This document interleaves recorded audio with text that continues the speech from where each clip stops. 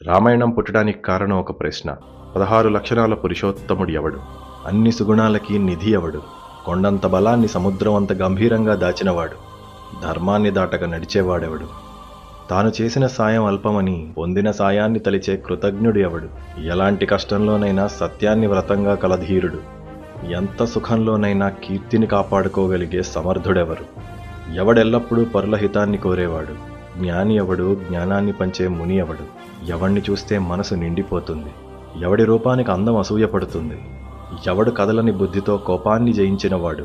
వదిలిన అసూయతో స్వచ్ఛంగా జీవించేవాడు. వాడి ఆగ్రహానికి 3 లోకాలు కంపించి 33 కోట్ల వేల్పులు కదిలొస్తారు. ఆ మొనగాడు ఎవరు? ఇప్పుడు ఈ కాలంలో ఈ క్షణంలో ఉన్నవాడు. అలాంటి పురుషోత్తముణ్ణి తెలుసుకోవాలనుందని ఆర్తితో అడిగిన వాల్మీకి మనసులో నారదముని నాటిన బీజమే ఆదికావ్యం, సీతమ్మ చరితం, శ్రీరామాయణం.